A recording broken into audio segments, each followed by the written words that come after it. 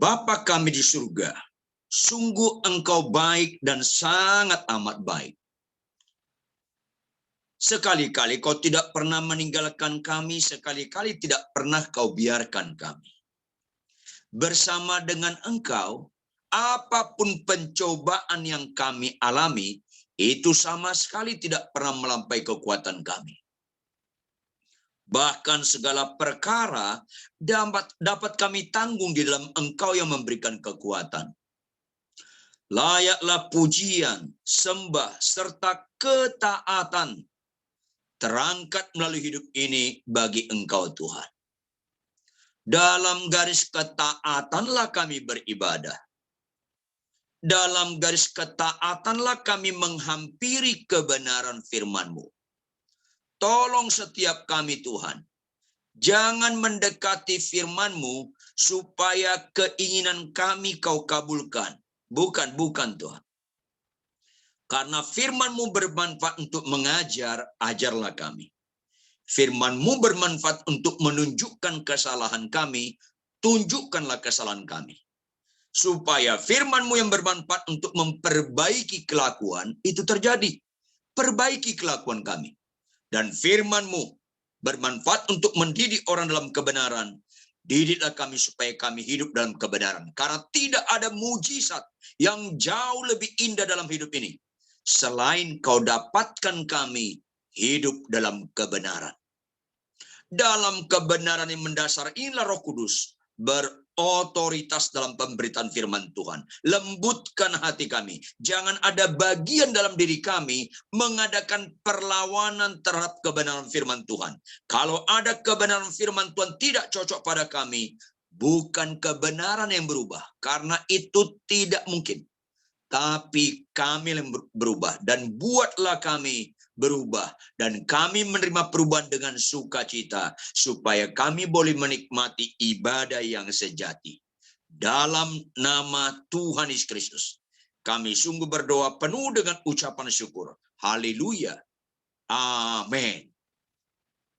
Salam jemaat sekalian. Tema kita hari ini penting sekali. Kenapa penting? Karena tema ini menunjukkan kita rohani atau tidak. Orang Kristen rohani atau tidak bukan dilihat di khotbahnya. Bukan. Jangan gagal fokus. Bukan. Jangan lihat rohani orang waktu khotbah. Gampang sekali rohani saat khotbah. Apalagi waktu penyembahan. Bukan. Orang lagi penyembahan itu bagus, khotbah bagus. Tapi bukan itu kesimpulan rohani yang sesungguhnya. Bukan.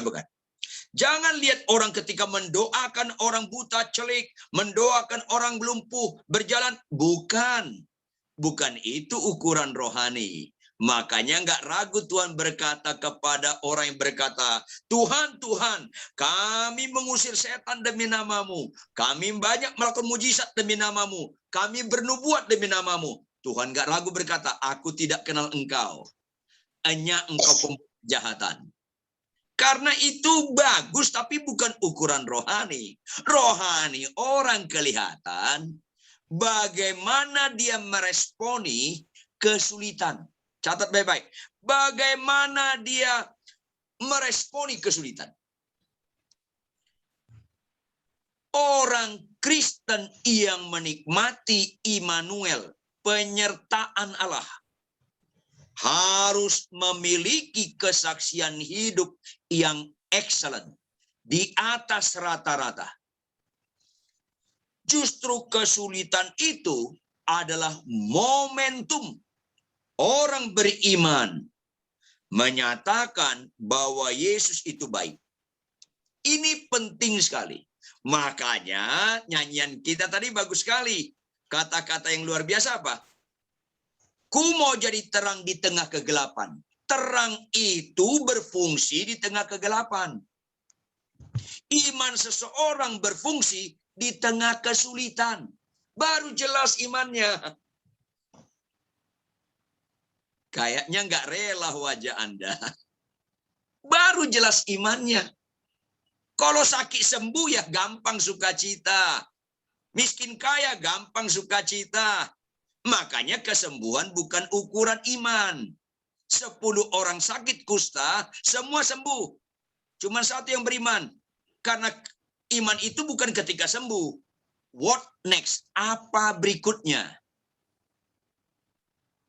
Kesembuhan dari dia, segala sesuatu dari dia, di follow up enggak oleh dia, dan diakhiri enggak kita kembalikan kepada dia kemuliaan sampai selama-lamanya. Puji Tuhan kesaksian tadi, bersyukur, dapat berkat, kasih karunia Tuhan, S2, bagus. Tapi syukur yang sejati, S2 itu kasih karunia Tuhan, pakai dengan cara Tuhan.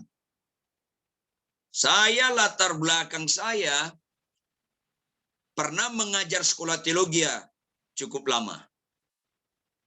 Tapi tidak sedikit mahasiswa saya yang S2 bahkan ada S3 nggak ada kesaksian hidup yang bagus.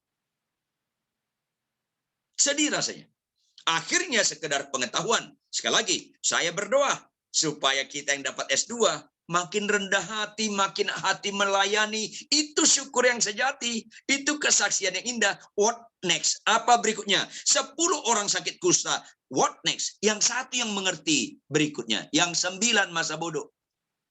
Makanya penting sekali kita menangkap tema hari ini, mengimplementasikannya dalam kehidupan kita sehari-hari. Saya minta tolong host. Tolong host, siapa yang bisa atau siapa yang bisa baca Alkitab kita hari ini? 1 Tesalonika 3. 1 Tesalonika 3 ayat 1 sampai 13. Satu orang mewakili kita membacakannya buat kita semua. 1 Tesalonika 3. 1 Tesalonika 3 ayat 1 sampai 13. Kami tidak dapat tahan lagi. Karena itu kami mengambil keputusan untuk tinggal seorang diri di Athena. Lalu kami mengirim Timotius, saudara yang bekerja untuk kami, untuk Allah dalam pemberitaan Injil Kristus, untuk menguatkan hatimu dan menasihatkan kamu tentang imanmu. Supaya jangan ada orang yang goyang imannya karena kesusahan-kesusahan itu. Kamu sendiri tahu bahwa kita ditentukan untuk itu. Sebab juga waktu kami bersama-sama dengan kamu, telah kami katakan kepada kamu bahwa kita akan mengalami kesusahan. Dan hal itu seperti kamu tahu telah terjadi. Itulah sebabnya maka aku, karena tidak dapat tahan lagi, telah mengirim dia supaya aku tahu tentang imanmu. Karena aku khawatir kalau-kalau kamu telah dicobai oleh si penggoda dan kalau-kalau usaha kami menjadi sia-sia.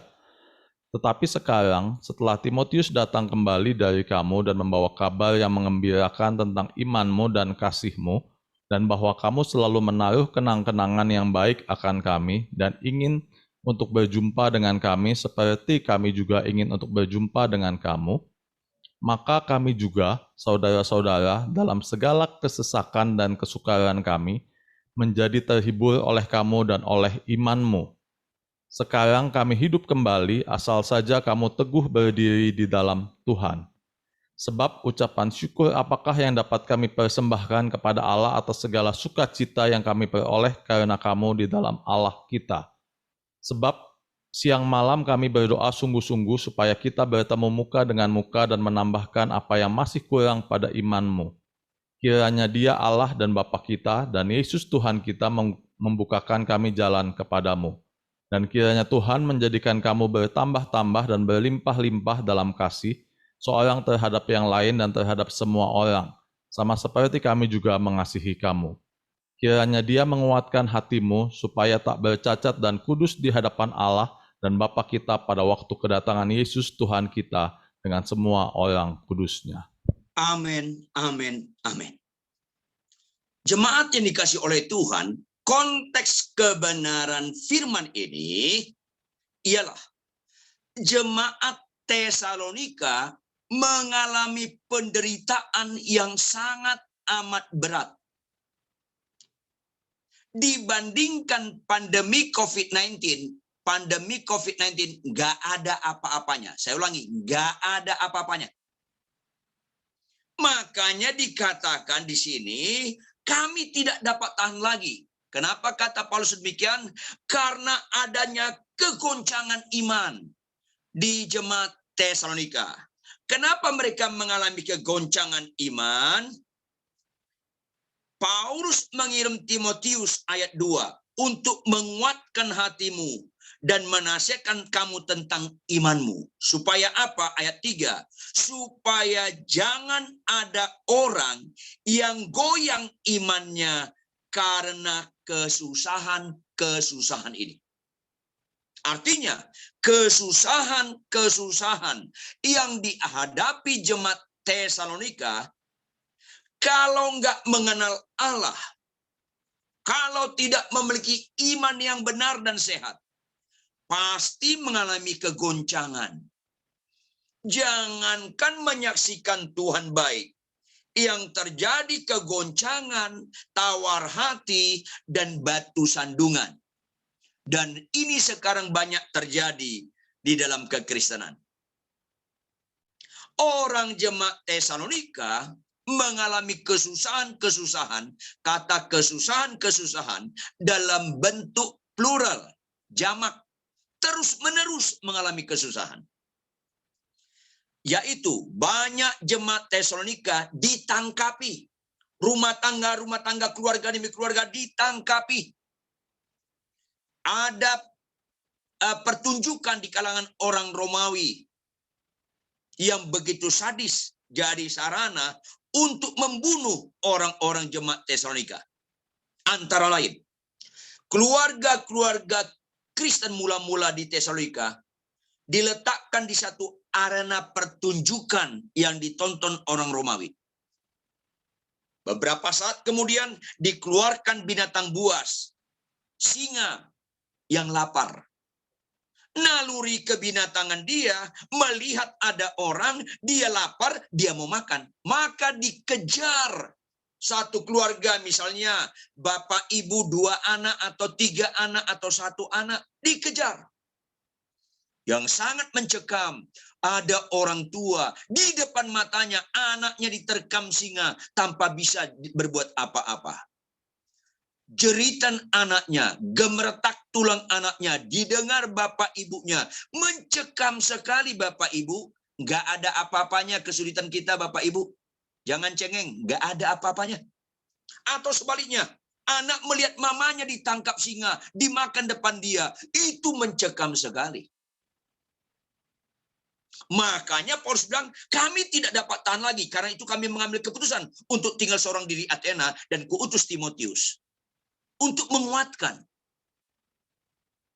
Kalau pandemi COVID-19, waduh, saya sedih. Banyak kita hamba Tuhan orang Kristen doa puasa supaya cepat berhenti pandemi COVID-19. Itu gagal fokus Bapak Ibu. Tidak, saya tidak mengendaki ini lama, bukan. Tapi fokus kita, fokus kita bukan durasi masalah. Bukan durasi masalah. Kalau fokus kita durasi masalah, kita akan kecewa. Kita akan menggunakan cara kita dan waktu kita. Kita menggunakan cara kita dan waktu kita. Capek. Fokus orang beriman bukan durasi masalah. Apakah pandemi COVID-19 ini selesai bulan ini, tahun ini, atau tahun depan, atau 5 tahun lagi? Bukan itu fokus kita.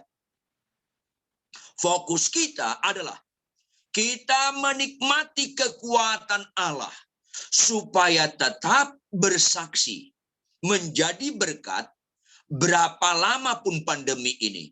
Itu Kristen. Itu Kristen.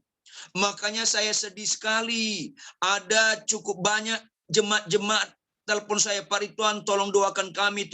Loh kenapa? Iya, hamba Tuhan kami nelpon kami, tolong kirim perpuluhan. Kalau enggak kau dikutuk. Wow. Jangan tanya kejar perpuluhan. Tanyalah jemaat, bagaimana kondisi kalian? Terganggu enggak ekonomi kalian? Apa yang harus saya lakukan? Itu hamba Tuhan, itu gembala. Karena gembala itu mengasuh, memelihara, memperhatikan. Goncang. Padahal nggak ada apa-apanya pandemi COVID-19 ini. Pandemi COVID-19 ini menghantam seluruh orang, lintas suku, lintas agama, lintas bangsa. Kalau jemaat Tesalonika hanya khusus orang Kristen, minoritas saat itu. Untuk yang nggak kepercayaan yang lain, yang bukan percaya kepada Kristus, nggak mengalami. Pandemi COVID-19 ini penderitaan kelas rendah, Bapak Ibu. Anggaplah ini latihan supaya kita menghadapi kesulitan-kesulitan lain, tetap kita cakap dan kuat, dan tetap dapat bersaksi bahwa Yesus itu baik. Bagaimana caranya? Catat baik-baik. Ayat 3 kalimat terakhir. Apa itu? Kamu sendiri tahu bahwa kita ditentukan untuk itu. Halo? Orang Kristen tidak pernah dewasa kalau dia tidak tahu bahwa ikut Yesus itu pasti mengalami kesulitan, penderitaan. Sedih rasanya kalau khotbah di gereja, khotbah-khotbah yang mengenakkan telinga. Gereja nggak boleh menekankan khotbah yang sakit sembuh. Jangan itu penekanan. Walaupun kita nggak ragu, Tuhan bisa menyembuhkan. Tuhan bisa menyembuhkan. Tapi itu bukan penekanan. Jangan tekankan di gereja yang miskin kaya, yang nggak punya anak dapat anak, yang nggak punya jodoh dapat jodoh. Engkau akan diberkati berlimpah-limpah. Hati-hati. Kalau tidak diimbangi dengan ikut Yesus itu, sangkal diri pikul salib, orang Kristen akan banyak tergeletak. Gak siap menghadapi gelombang badai.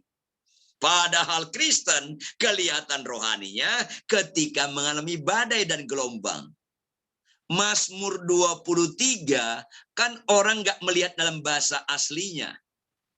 Mazmur 23, Tuhan adalah gembalaku, takkan kekurangan aku. Kan terjemahannya bukan begitu bahasa aslinya. Takkan kekurangan aku. Pasti kita nggak kurang, kita berlimpah. Bukan sama sekali. Tuhan adalah gembalaku, aku nggak perlu apa-apa lagi. Itu bahasa aslinya. Itu bahasa aslinya. Tuhan adalah gembalaku, aku nggak perlu apa-apa lagi. Paulus dan Silas masuk penjara, disiksa. Tetap dia memuji nama Tuhan. Karena ada Yesus dalam diri dia, cukup bagi dia.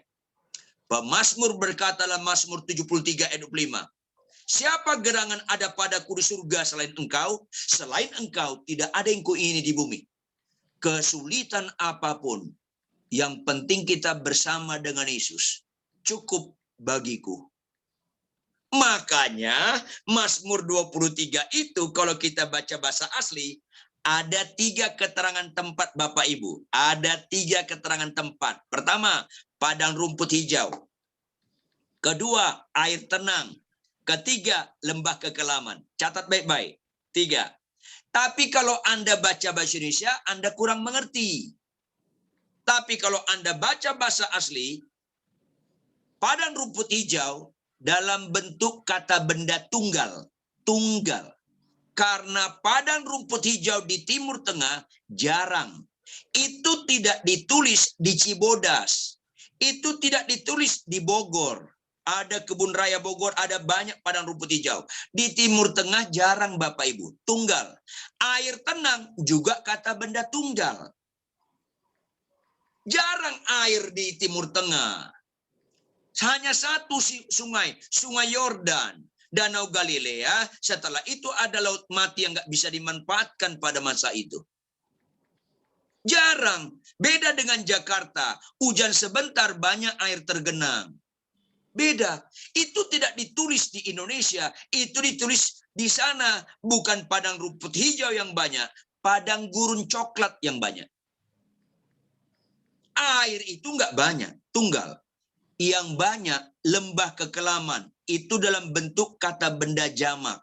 Kalau nggak diterjemahkan dengan sungguh-sungguh, jemaat akan kecewa. Karena digembalakan oleh Tuhan, harus siap mengalami kesulitan. Tolong host baca 2 Timotius 3 ayat 12. Silakan host. 2 Timotius 3 ayat 12.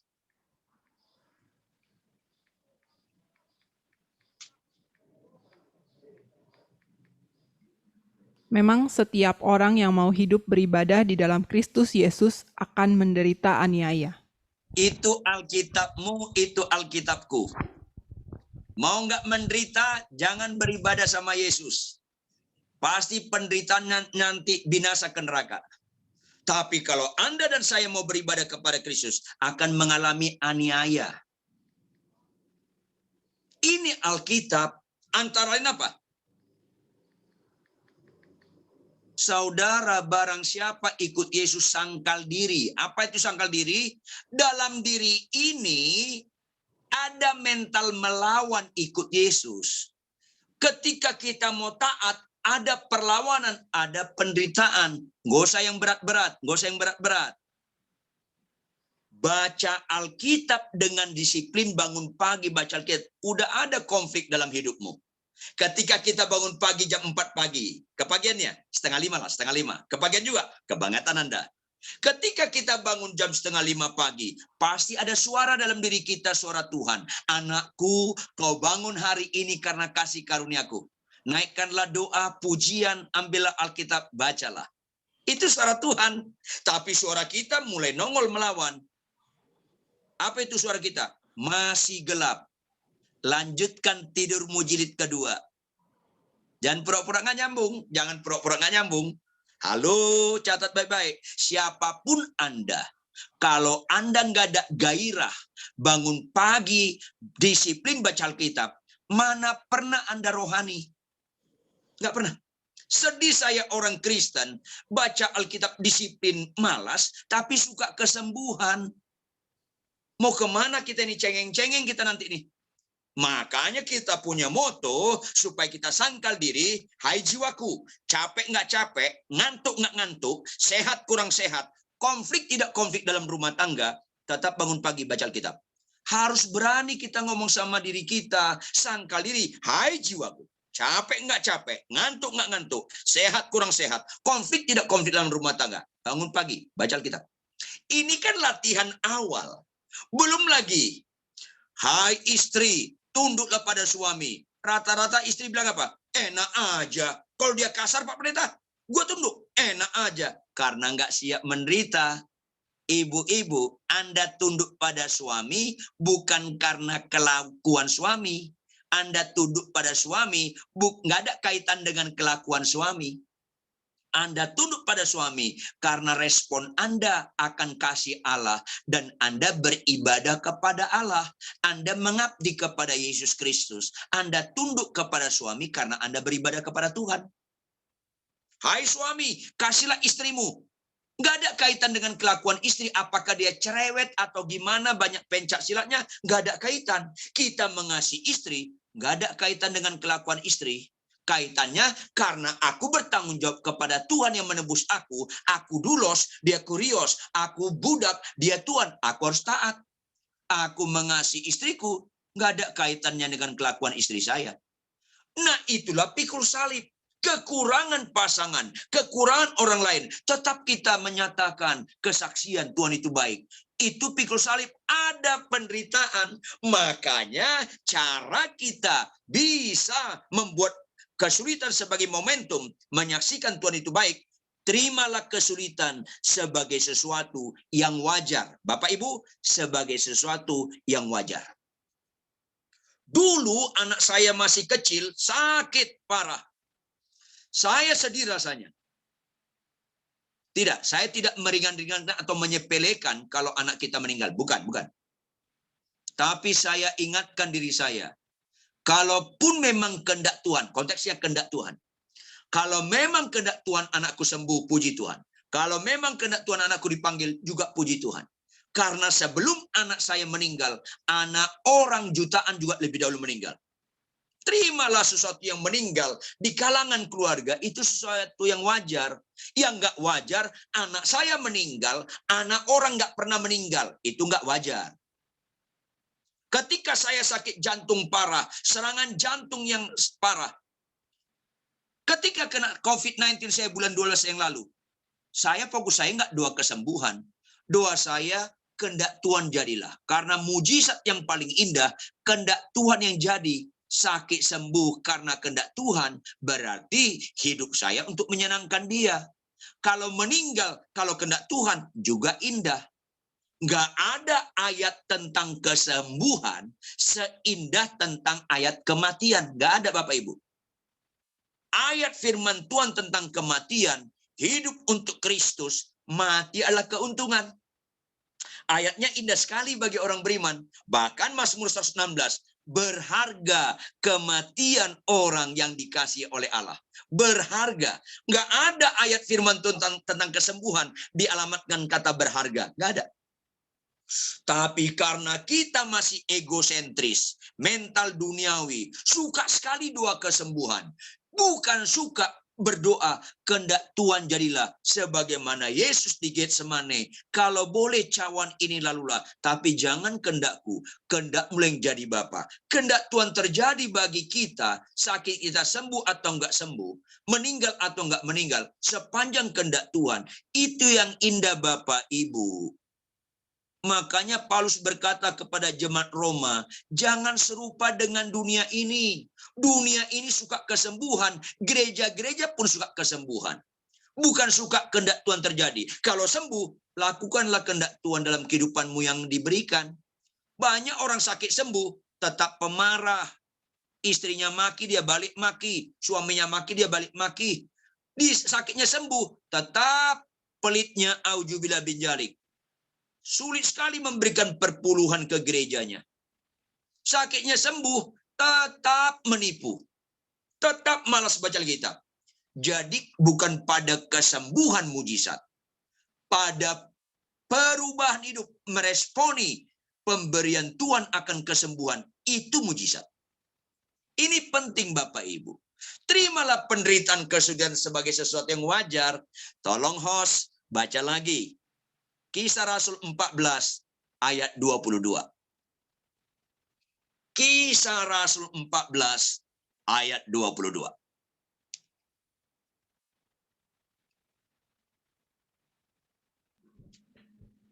Ya. Di tempat itu, mereka menguatkan hati murid-murid itu dan menasihati mereka supaya mereka bertekun di dalam iman, dan mengatakan bahwa untuk masuk ke dalam kerajaan Allah, kita harus mengalami banyak sengsara. Lihat kata kuncinya Bapak Ibu. Untuk masuk dalam kerajaan surga, kata kuncinya apa? Kita harus. Kalau harus, gak mungkin kita pilih yang lain. Gak ada alternatif lain. Kita harus mengalami apa? Sakit sembuh? Bukan. Berkelimpahan? Bukan. Kita harus mengalami banyak sengsara. Masih ingat lagu sekolah minggu? Di dalam dunia ada dua jalan, lebar dan sempit. Mana kau pilih? Yang lebar api, jiwamu mati. Tapi yang sempit, jiwa berglori. Tapi banyak orang Kristen carinya jalan lebar. Konflik rumah tangga, lari, pergi. Konflik rumah tangga, dia ngomong sama istrinya, sama suaminya, aku nyesel kawin sama lu. Ya repot, kanak-kanak terus, nggak dewasa. Bagaimana kesulitan jadi momentum, jadi bersaksi kita bahwa Yesus itu baik. Terimalah kesulitan dan penderitaan sebagai sesuatu yang wajar. Yang wajar. Nggak usah merasa kiamat lokal ketika mengalami kesulitan. Nggak usah. Mulai di mana? Di perkawinan Bapak Ibu. Halo, lembaga pertama Tuhan ciptakan di bumi bukan lembaga organisasi gereja, bukan. Bukan DPR, MPR, apalagi KPK, bukan. Lembaga pertama Tuhan ciptakan di bumi, lembaga perkawinan. Supaya munafik kita dijauhkan. Tapi sayang banyak orang Kristen jadi munafik. Kasar sama istrinya, lembut sama istri orang. Mujizat apa ini? nggak sabar sama suaminya, tapi sabar sekali sama pendetanya. Mujizat apa ini? Saya nggak pernah tertarik ibu-ibu sabar sama saya, tapi nggak sabar sama suaminya. Itu sinetron itu. Makanya terimalah kesulitan sebagai sesuatu yang wajar. Karena tidak ada rumah tangga menikah dengan orang yang cocok. Nggak ada. Orang menikah siap menghadapi kesulitan. Karena pernikahan yang cocok, menikahlah dengan orang nggak cocok. Apa itu? Menikahlah dengan lawan jenis. Catat baik-baik. Lawan jenis. Potensi konflik. Supaya Anda dan saya tahu penderitaan kesulitan itu wajar, lazim. Terimalah sebagai sesuatu yang wajar. Tapi kalau Anda konflik rumah tangga, Anda maki-maki pasangan Anda ngomong, aku kecewa menikah sama kamu, menunjukkan masih kanak-kanak. Halo Bapak Ibu, jangan lagi ada kata-kata, aku kecewa menikah dengan kamu. Jangan lagi. Itu menunjukkan Anda kanak-kanak rohani. Walaupun Anda bisa khotbah, walaupun banyak mujizat, walaupun bisa menyembah terharu-terharu. Enggak. Nggak bisa. Bapak Ibu, makin jelek rohanimu. Kalau kau ngomong sama istrimu, sama suamimu ketika konflik, ayo kita cerai. Ya, lu kira gue takut? Ayo kita cerai. Itu kesurupan Bapak Ibu. Catat baik-baik. Bapak-bapak, kalau istri kita marah-marah, rasa pedas di telinga, jangan buka mulut. Nggak usah buka mulut. Perempuan kalau marah, nalarnya tumpul. Kalau kita jelaskan, makin bingung dia. Mendingan kita diam, mungkin besoknya atau 2 hari, kadang-kadang 2 minggu lagi, baru kita jelaskan. Bapak, Ibu, terimalah kesulitan, penderitaan sebagai sesuatu yang wajar, dimulai di rumah tangga, supaya bebas kita dalam kemunafikan. Jangan tunjukkan rohanimu di mimbar, di rumah tangga enggak. Ini penting sekali. Mana lebih sulit alamnya, Jepang atau Indonesia? Lebih sulit Jepang. Indonesia subur sekali. Orang bilang tanah kita tanah surga. Tongkat kayu dilempar jadi tanaman. Lempar biji mangga numbuh.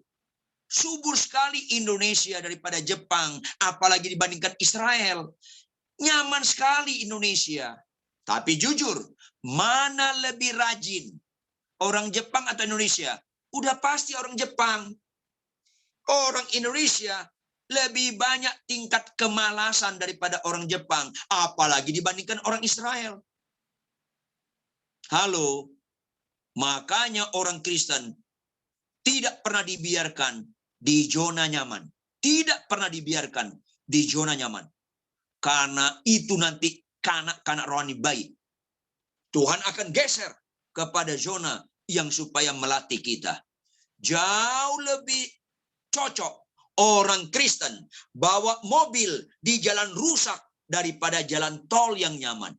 Karena survei membuktikan lebih tinggi angka kecelakaan, bahkan mendatangkan kematian jalan tol daripada jalan rusak. Bapak Ibu, tolong tangkap, rekam, dan siap perubahan paradigma.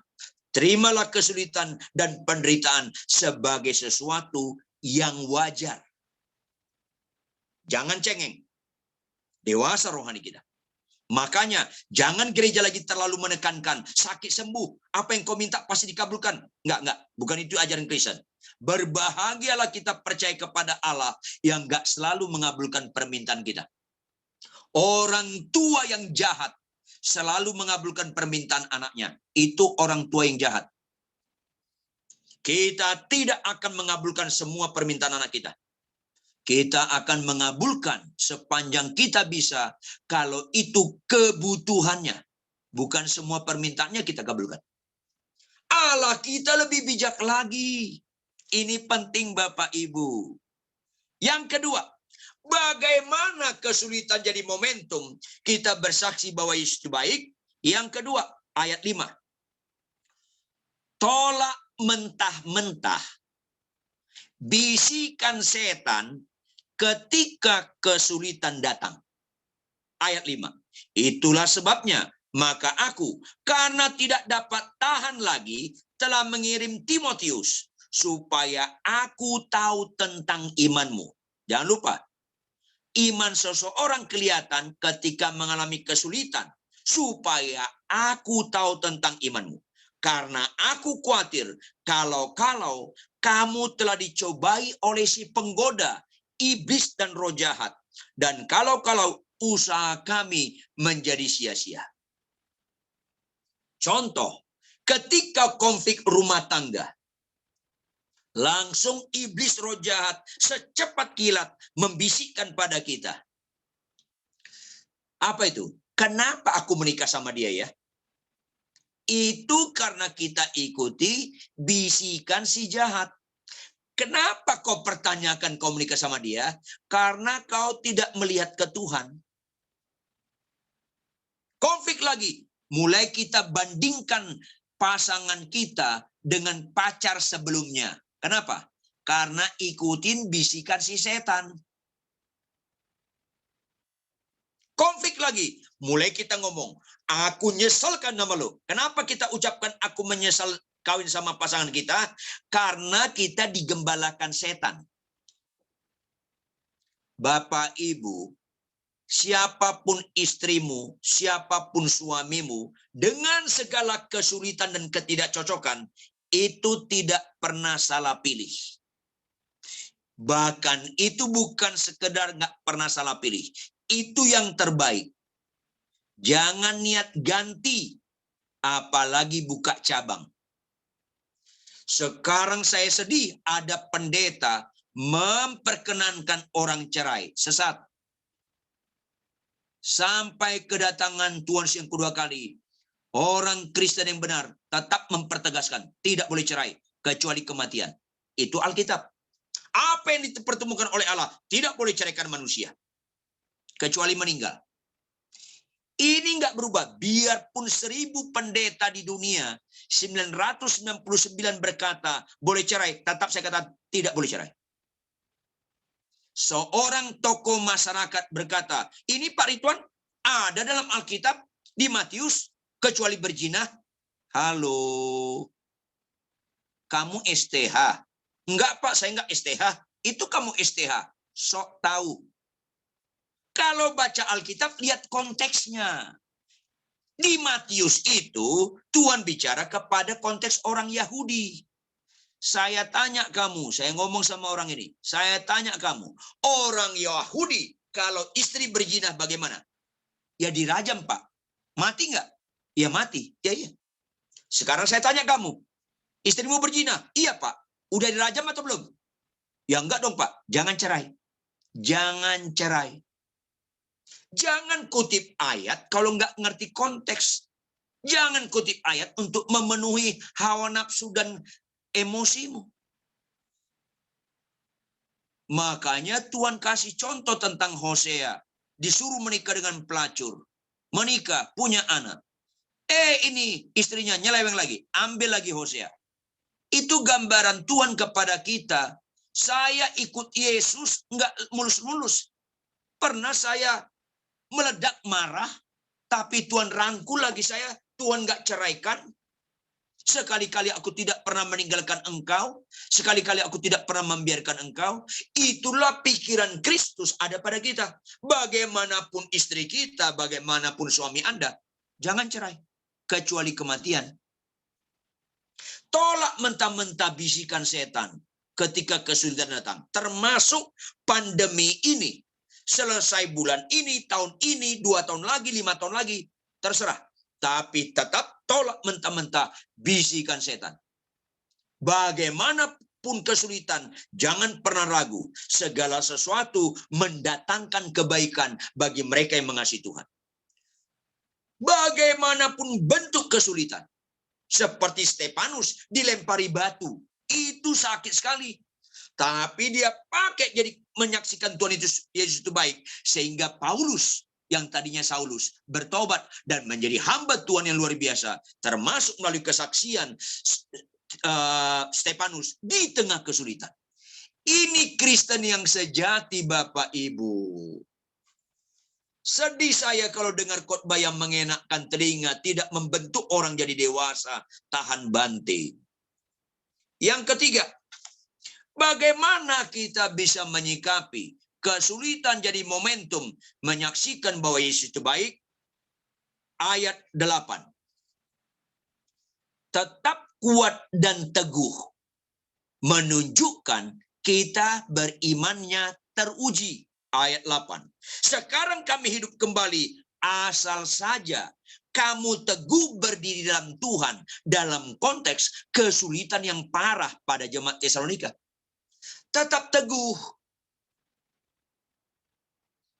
Kalau misalnya istri saya dibilang orang, istri Pak Ridwan cerewet banget, nggak ada masalah.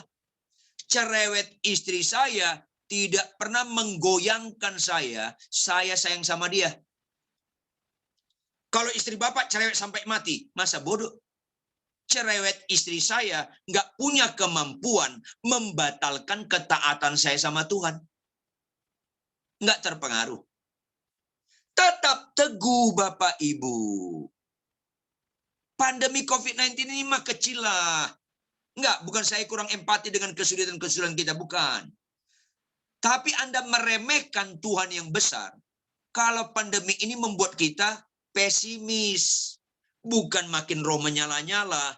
Padahal Alkitab berkata dalam Mazmur 8, bersama dengan Allah, kita dapat melakukan perkara-perkara yang besar. Kenapa itu hanya nyanyian? Makanya saya bersyukur pandemi ini membuat kita pelayanan khotbah, worship leader, jadi online. Karena banyak orang jadi worship leaders, dimensinya hanya entertain. Menyembah gemetar-gemetar, pulang istrinya gemetar sama dia. Hanya entertain. Di gereja menyembah gemetar-gemetar, pulang istrinya gemetar sama dia. Halo, jangan lihat rohani orang ketika menyembah worship leader, jangan. Termasuk kita pengkhotbah. Akhirnya kita seringkali khotbah itu sebagai show up. Enggak. Ada pendeta, khotbahnya gemetar-gemetar. Semangat, haleluya, haleluya. Gemetar-gemetar khotbahnya. Tapi di jalan raya, orang lain gemetar sama dia cara bawa mobil. Banyak orang Kristen di gereja gemetar-gemetar, tapi bawa mobil sembarangan, orang lain gemetar sama dia. Mobilnya dia pepet, dipepet orang, dia pepet balik. Dipepet lagi, dia pepet balik. Lawannya naik trotoar, puas dia. Ini kan sesat. Halo, saya bersyukur dengan pandemi ini supaya kita introspeksi. Benar nggak kita melayani Tuhan ketika khotbah? Benar nggak kita melayani Tuhan ketika menyembah? Atau sekedar show up, entertain? Bapak Ibu tetaplah teguh dan kuat ketika kesulitan datang. Halo, kenapa Natal salah satu lambangnya pohon cemara? Tahu latar belakangnya? Pohon cemara itu dari kecil biasa kena angin. Biasa diterpa angin. Karena pohon cemara di dataran tinggi biasa kena angin. Dan pohon cemara membutuhkan goncangan. Supaya dia akarnya makin bagus mengikat ke tanah. Merambat ke celah-celah batu. Sehingga survei membuktikan, tidak ada pernah pohon cemara kena badai gede, tumbang. Nggak pernah. Nggak pernah. Kecuali di komplek perumahan saya di Cinere. Pohon cemara dari dataran tinggi di Jawa Barat diangkat. Ditanam di komplek perumahan kami. Jadi ditanamnya nggak dari awal, dia dari kecil. Enggak. Ditanam di komplek perumahan kami. Dipegang beberapa kayu supaya dia tetap tegak. Tapi begitu angin datang nggak begitu keras, rata-rata tumbang semuanya, tumbang. Kelihatan rohani seseorang bukan waktu khotbah, bukan waktu menyembah, bukan waktu dapat mujizat. ketika mengalami badai, mengalami gelombang, mengalami lembah kekelaman, tumbang nggak Anda dan saya? Tumbang nggak? Mana pernah pohon teruji kuatnya kalau nggak pernah kena angin? Mana pernah kita teruji iman kita kuat, kokoh, kalau nggak kena badai, kesulitan? Halo, lebih sulit kuliah di Harvard University. Harvard University masuknya sulit, ngikuti kuliahnya sulit, kelulusannya sulit, serba sulit. Lain dengan ada di Pondok Labu, 2 ruko bisa perguruan tinggi, gampang masuknya, gampang kuliahnya, gampang dapat gelarnya. Tapi dampaknya ijazah Harvard yang penuh dengan kesulitan, memiliki pengharapan dikejar-kejar perusahaan-perusahaan besar di dunia. Memiliki pengharapan karena mengalami kesulitan, tingkat kesulitan yang sangat tinggi. Beda dengan perguruan tinggi 2 ruko di Pondok Labu. Begitu bawa map ngelamar pekerjaan di BCA, begitu dilihat langsung yang bagian penerima pelamaran bilang apa? Bawa pulang, tunggu panggilan ketika kedatangan Tuhan Yesus yang kedua kali. Putus harapan. Halo Bapak Ibu, kuatlah, teguhlah. Apalagi masalah konflik rumah tangga. Ada konflik di gereja. Tetap setia, jangan mundur, jangan pindah-pindah gereja. Pandemi COVID-19, tetaplah kuat dalam Tuhan. Teguh berdiri dalam Tuhan. Itu Kristen, tapi Kristen sekarang cengeng-cengeng. Karena nggak suka firman Tuhan bicara sangkali dipikul salib. Sukanya mujizat-mujizat, berkat-berkat. Ya susah. Penipuan iblis yang paling licik adalah suka mendengar khotbah yang menyamankan diri, yang mengenakkan telinga. Itu licik. Lebih licik dari iblis bekerja melalui dukun. Iblis bekerja dari maling. Itu mah langsung ketahuan. Tapi bagaimana iblis licik menggunakan pengkhotbah, menggunakan para pendeta, khotbah yang mengenak-enakkan, sehingga jemaat itu nggak kuat ketika menghadapi kesulitan. Itu lebih licik. Ini penting sekali. Walaupun konsekuensinya kita nggak disukai, nggak ada masalah. Nggak ada masalah. Khotbahlah kebenaran. Karena khotbah kita bertanggung jawab sama Tuhan, bukan pada manusia. Ini penting sekali. Yang berikutnya, ayat 10.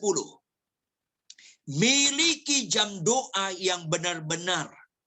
Siang malam kami berdoa sungguh-sungguh, supaya kita bertemu muka dengan muka, dan menambahkan apa yang masih kurang pada imanmu.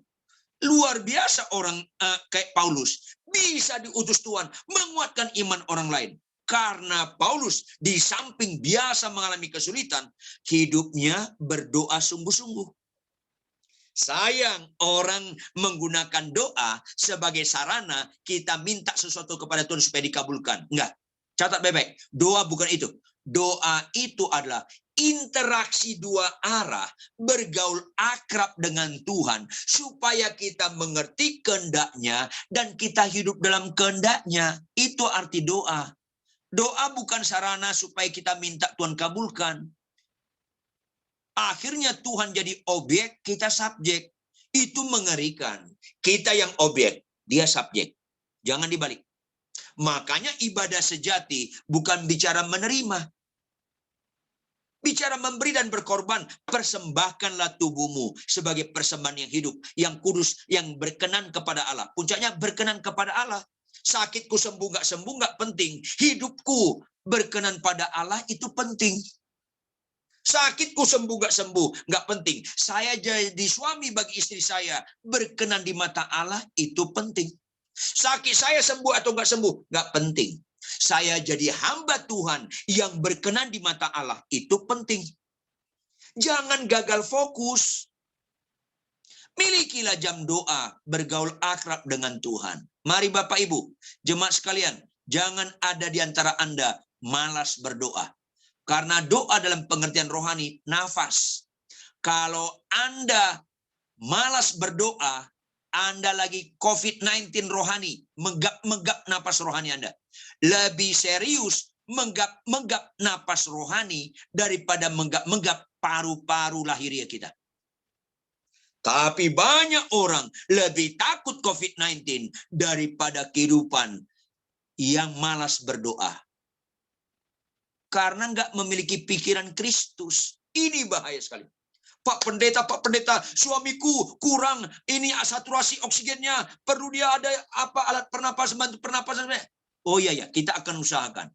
Tapi nggak pernah menjerit, Pak Pendeta, saya malas berdoa, napas rohani saya megap-megap. Nggak panik Anda. Ya susah. Paniklah Anda kalau Anda malas berdoa. Doa dengan dosa hanya beda satu huruf, S. S itu setan. Kalau Anda tekun berdoa, pasti malas berdosa. Kalau Anda malas berdoa, pasti tekun rajin Anda berdosa. Catat baik-baik. Orang Kristen harus memiliki jam-jam doa yang sungguh-sungguh. Maka dengan sikap, terimalah kesulitan sebagai sesuatu yang wajar. Yang kedua, tolak mentah-mentah bisikan setan ketika kesulitan datang. Yang ketiga, tetaplah kamu teguh berdiri dalam Tuhan di tengah kesulitan. Yang keempat, milikilah hidup yang berdoa dengan sungguh-sungguh. Akibatnya, ayat 12. 1 Tesalonika 3 ayat 12. Saya minta tolong ayat ini dibacakan host. Dan kiranya Tuhan menjadikan kamu bertambah-tambah dan berkelimpahan dalam kasih seorang terhadap yang lain dan terhadap semua orang, sama seperti kami juga mengasihi kamu. Yes. Di tengah kesulitan jemaat Tesalonika, bukan menyikapi dengan berkurang kasih, bertambah-tambah kasih dan berkelimpahan. Ini ajaran Kristen yang waras. Makin gak cocok kita dengan istri kita, makin gak cocok Anda dengan suami Anda, bukan makin kecewa. Itu sesat. Bukan makin menyesal, itu sesat. Makin gak cocok kita dengan istri kita, makin gak cocok kita dengan suami Anda dengan suami Anda, malah makin bertambah-tambah Anda bapak-bapak, Anda bertambah-tambah ibu-ibu, berkelimpahan mengasihi pasangan. Itu berarti kau digembalakan Tuhan. Itu berarti rohanimu sehat. Ini ada pendeta mengalami kesulitan. Pendeta besar. Terkenal. Jemaatnya belasan ribu. Banyak mujizatnya. Punya istri simpanan. Sempurna banget digembalakan setan. Punya istri simpanan. Sesat. Ada pendeta. Nggak perlu saya sebut namanya. Terkenal. Konflik dengan rumah tangga. Katanya istrinya mandul. Akhirnya main dengan perempuan lain. Menyesatkan sekali. Ada anak atau enggak anak tidak pernah mengurangi nilai perkawinan Bapak Ibu. Makin sulit, makin responi, bertambah-tambah dan berkelimpahan dalam kasih seorang terhadap yang lain. Termasuk dalam situasi pandemi ini Bapak Ibu. Goncang banyak, termasuk ekonomi. Jujur aja, gereja kita tidak bisa ibadah offline, online. Jemaat mengalami banyak kesulitan, ekonomi terganggu. Kita juga terganggu ekonominya Bapak Ibu. Tapi terganggu ekonomi, mana bisa punya kekuatan menghambat kita bersaksi? Nggak bisa. Justru di tengah kesulitan, orang banyak terganggu, orang diintervensi oleh kesulitan, mementingkan diri sendiri. Timbullah orang Kristen. Walaupun tetap mengalami kesulitan, peduli kepada keluarga yang mengalami kesulitan, kepada jemaat yang mengalami kesulitan, kepada tetangga, lintas agama. Ini momentum. Halo, saya dapat informasi tidak sedikit sekolah-sekolah teologi mengalami kesulitan makan minum di asramanya. Saya dapat begitu banyak kabar pendeta-pendeta rumah tangganya sulit makanan. Saya dapat kabar jemaat mengalami kesulitan.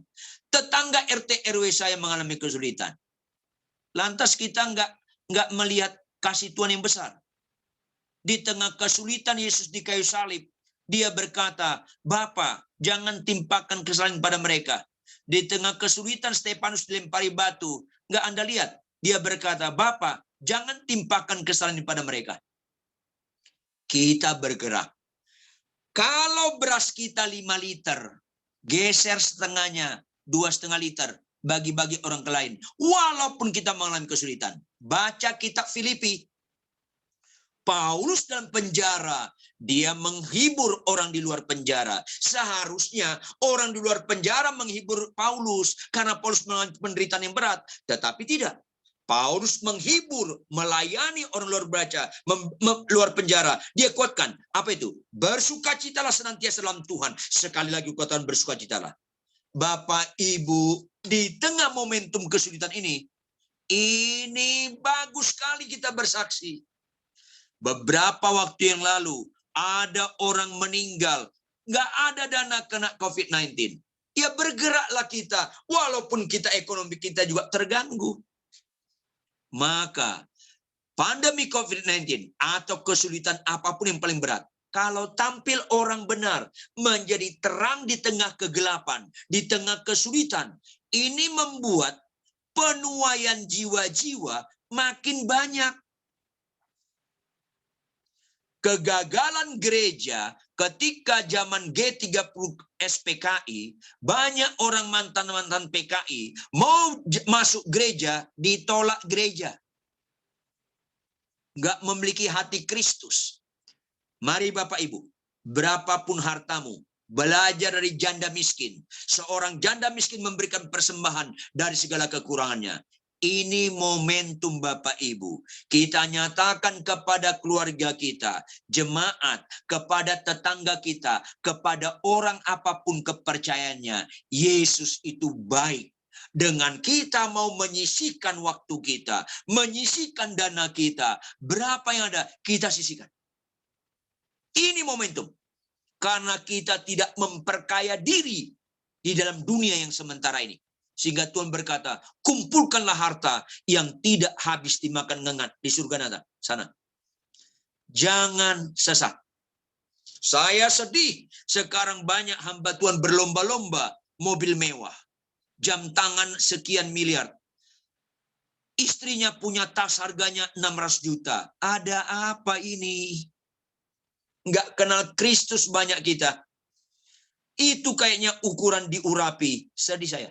Padahal arti urapan itu bicara pengorbanan. Yesus yang diurapi, Mesias yang diurapi, siap berkorban.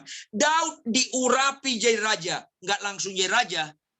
Dia mengalami pengorbanan, termasuk Saul mau membunuh dia, mengalami kesulitan. Itu arti diurapi. Tapi banyak orang salah mengerti diurapi. Itu hamba Tuhan diurapi, orang lumpuh berjalan. Bukan itu ukuran diurapi. Tetapi kehidupan kasih Kristus melimpah atas kita dengan kita setia sampai garis akhir. Melakukan kebenaran walaupun harus berkorban. Itu artinya hamba Tuhan yang diurapi. Maka terakhir, penutup. Baca lagi host ayat terakhir, ayat 13.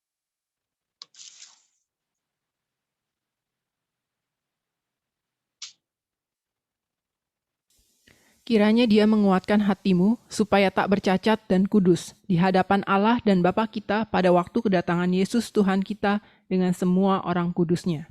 Yes.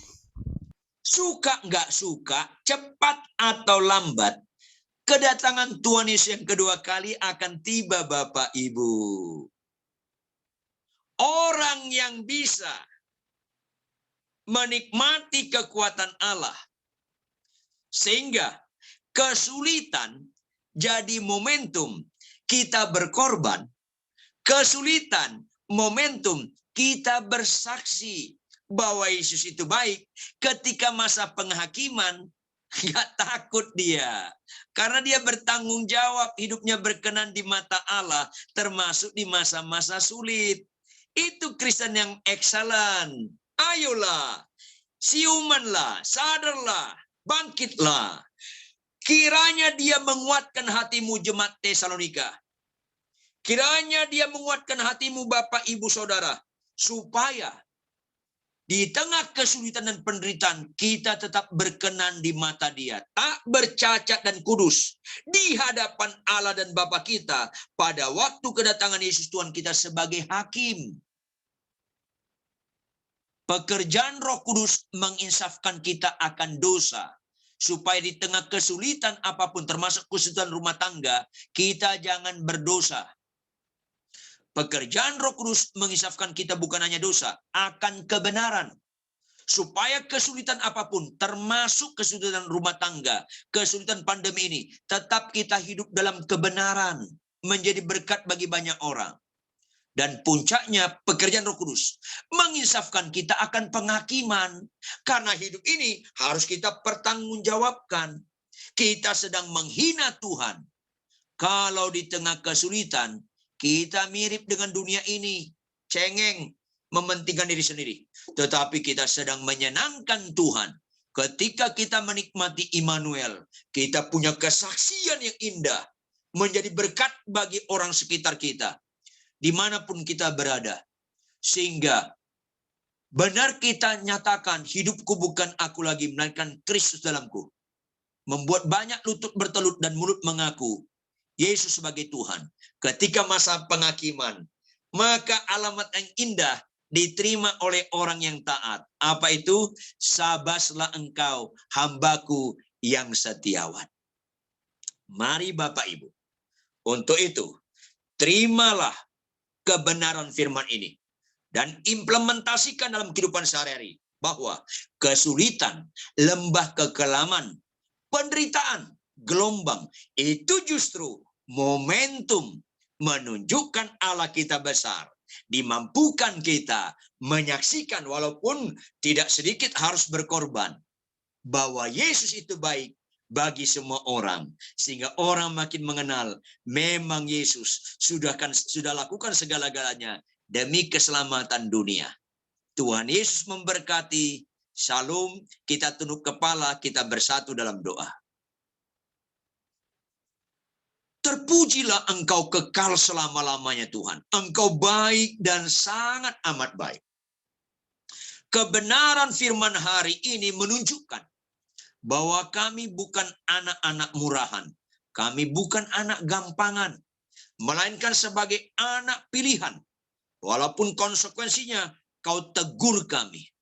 Kau bongkar kemunafikan kami. Supaya kau perbaiki kelakuan kami. Supaya kau didik kami dalam kebenaran. Supaya kami dewasa. Kuat di tengah kesulitan.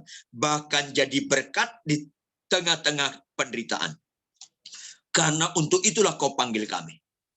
Oleh karena itu Tuhan, terjemahkan lebih lanjut kebenaran firman ini lebih daripada apa yang kami dapatkan pada hari ini. Karena kau pemilik firman Tuhan, terjemahkan dengan segala kekayaan maknanya. Materaikan dalam loh hati kami masing-masing. Jika ada dosa dan kejahatan kami, ditegur secara langsung atau tidak langsung, ampuni, ampuni, ampuni kami Tuhan. Jika ada paradigma kami, tata nilai, karakter kami masih sama dengan dunia ini, ubahkan kami Tuhan. Maka berkatilah Bapak Ibu Saudara, berkatilah kami semua dalam pertolongan Roh Kudus mengimplementasikan kebenaran firman ini dengan penuh sukacita bahwa Tuhan itu baik. Dalam nama Yesus kami sungguh berdoa. Haleluya. Amin. Saya kembalikan.